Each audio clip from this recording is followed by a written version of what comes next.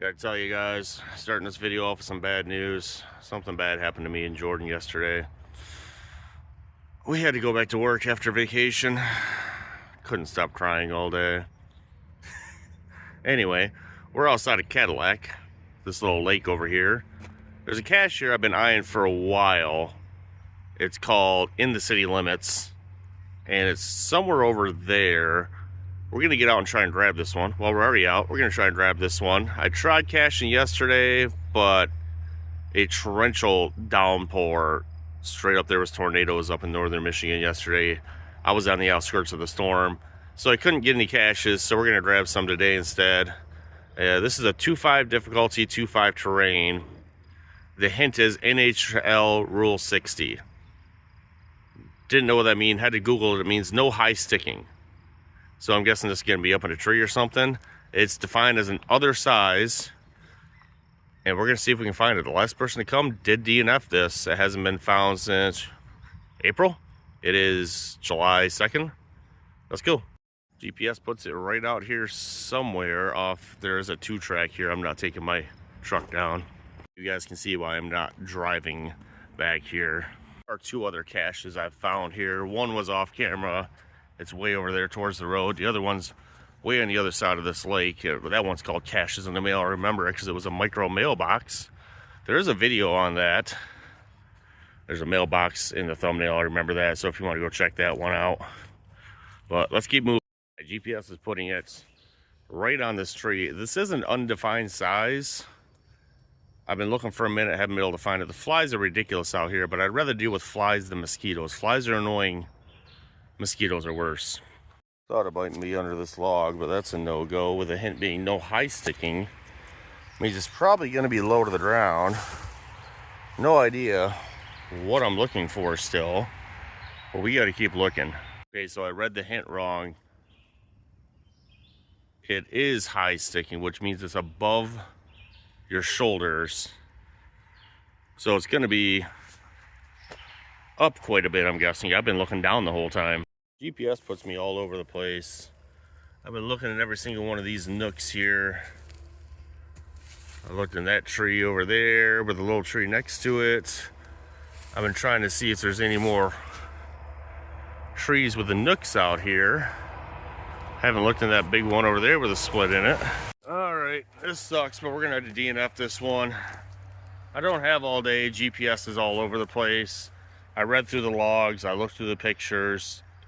All the pictures are of this lake in front of me over there, and any other pictures are not helpful at all because it's just a picture of a tree, and there's a lot of trees out here. So see what else we can find or not find. I can't just have one geocache today that I DNF'd. I met another one I've driven by a bunch of times. It's a Dirtbike Granny cache. She has a series called Back to Work I Go. It's a bison tube and a pine tree by the river. I actually pulled into the other parking lot because I didn't look close enough and had to go out to the street, go over the bridge, and come back to another parking lot to be able to get this one because I'm not jumping over a river. But let's see if we can find this and avenge a DNF. Well, we're not going to avenge that DNF over there. We're just going to find one. So the hint is bison tube, pine tree, water side. This is obviously the water side. I can't tell where the point of falling in is because it's so overgrown. But I can actually see it way over there. I'm going to walk around. This might be a level 2 difficulty just because how am I going to get back to it? Easier for a child, I guess. I managed to get to it. I'm gonna need 2 hands to open this though. Whoever found this last, put these stickers on it and I wrapped them completely around it so you could not open the cache. So you had to take the stickers off because someone sealed it up. They were literally wrapped all the way up to the top here. All right, got the log sign and put back in there. Time to shove it back in. All right, all back together. While screwing it back on, I literally got a pine needle up my nose because it's such thick brush back here. I think I'm gonna grab one more geocache today. I have a really light day for work. I did not take a lunch break yesterday, which means I get an hour today. I'm probably still not gonna take a full hour because I was at the other cache for about 20 minutes. I was at this one for about 3 minutes. And there's a premium geocache at a scenic outlook that I've been meaning to grab, but I didn't know it was there until I finally downloaded Geocaching Premium when me and Jordan left for vacation. So I'll see you at that rest area. It's a little ways out the road though. So I made it down the road to the scenic outlook rest area. There's 5 geocaches here. If you go up that road, there's 2 physical caches. There's a multi-cache that ends in those pine trees right there. And there's a mystery cache challenge on the other end of the park. I've already gotten all of those, but I have not gotten this premium cache yet. Once I saw it on the map, I knew I had to stop. It is a travel bug. It's called a Southbound Travel Bug. I can't remember the rest of it. Haven't looked at the hints, haven't looked at the logs, but we're gonna go and find it, hopefully. So the travel bug is way over there by the wrong way sign, so we got a little bit of a walk to get to it. See some background noise in this because the power company is clearing all the trees by power lines back there. So excuse the noise. Well, once I got past the tree line, I saw this one pretty obviously. It's a whittle bird house. Look at that. This is only a level 1 difficulty because it is pretty easy to find. And there it is. That log does not look very good though. Let's see. So the log is actually fine. I don't know what this is, but it's just mush. There's a coin, an animal nest, and inside there's a little key. And once I turn this over, I realize that's a really old moldy log. Easy enough, time to shove her back. It is pretty tight fit in there. There we go. Bye-bye birdhouse. Now that I knocked that one off, I think I've officially gotten every rest area cache on 131 southbound through Michigan, which is quite a long road. I know there's some northbound I haven't got because there's a rest area just north of Grand Rapids that I passed by super early in the morning and honestly just ignore because I'm too tired to go get any.